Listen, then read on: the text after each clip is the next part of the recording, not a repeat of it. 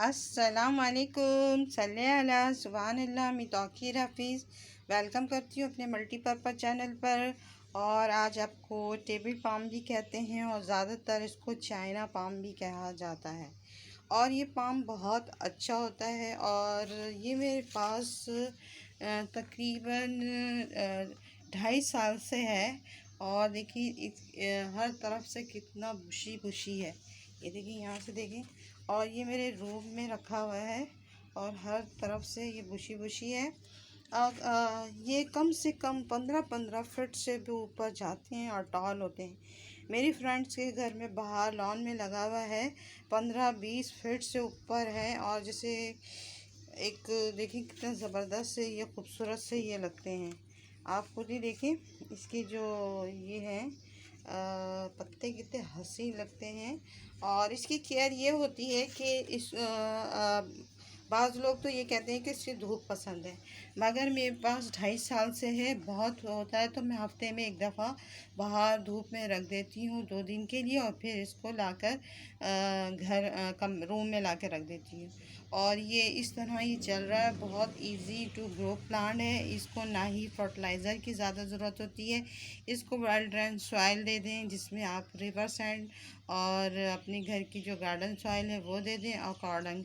और बहुत से यूट्यूबर यानी बहुत से लोग ये कहते हैं कि इसे साल में 2 दफ़ा सिर्फ काव डंग दें, मगर हर प्लांट को ज़रूरत होती है कोई न्यूट्रिशन की, थोड़ी ताकत की, थोड़े उसके जो लीव्स अच्छे रहने के लिए, इसकी स्टेम मजबूत होने के लिए।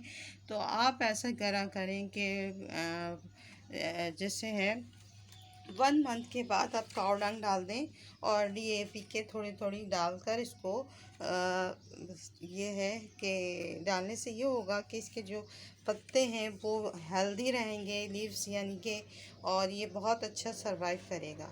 और दूसरी बात ये है कि इसको मतलब शिमी शेड ज़्यादा पसंद है। अब जब इसको बाहर लगाओगे तो इसकी एक मूड ही है ये प्लांट।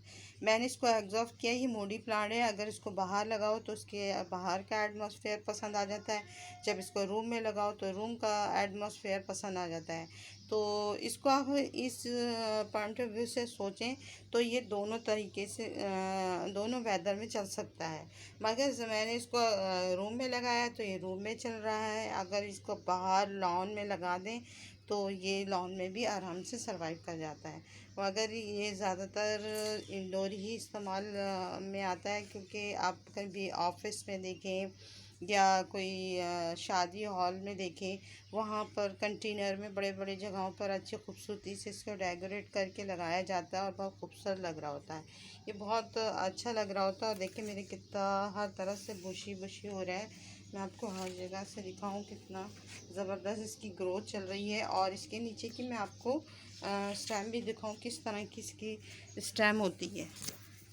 व्यूअर्स देखें, जैसे नारियल की जो आती है ना, उसकी जो खाल, जो हम खाल बोलें क्या बोल सकते हैं, उस तरह की होती है। और इसकी जो मैंने एक और चीज़ एग्जॉर्ब की है व्यूअर्स, इसको मैं यहाँ तक इसको दबाती हूँ, फिर ये ना 1 महीने के बाद या 10 दिन यानी 4-5 दिन के बाद ये अपनी रूट्स को ऊपर ले आता है, यानी जो है ना रूट्स ऊपर ले आता है, कभी भी नहीं दबता। तो मैंने अपने जो वहाँ पर नर्सरी वाले हैं उनसे जाके मैंने कहा, जब भी मैं इसकी वो उसको दबाती हूँ तो ये फ़ौरन बाहर निकल कर आ जाता है।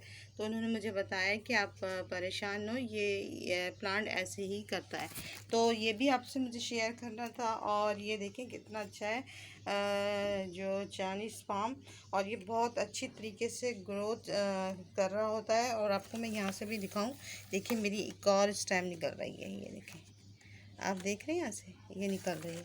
तो ये बहुत अच्छी तरीके से सरवाइव कर रहा होता है। और ये आपके एयर प्यूरी का भी काम करता है। जब आप अपने कमरे में लगाएं तो आप एक मनी प्लांट का, एक ये वाला जो है चाइनीज़ पाम है, और स्नैक प्लांट, ये आप इसमें शामिल करेंगे तो आपका पूरा जो कमरे में एयर प्यूरी का काम करेगा, आपकी फ़िज़ा को आलूदगी से बचाएगा और बहुत ज़बरदस्त तरीके से चलेगा।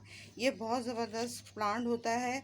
और आपने हमेशा बैंक में देखा होगा, आपने बहुत बड़ी जगहों में देखा होगा, मैंने तो हमेशा जब भी गई हूँ बैंक में देखा है, शादी हॉल में देखा है, और बहुत ऐसे जगहों पे देखा है जहाँ पर ये इस तरह इसको बड़े बड़े कंटेनर में, खूबसूरत से कंटेनर, स्टील के कंटेनरों में बीच में लगा दिया जाता है। अंदर भले से पॉट वो क्ले का हो, मिट्टी का होता है, और उसमें लगा देते हैं। तो ये बहुत अच्छी लुक दे रहा होता है, बहुत खूबसूरत होता है।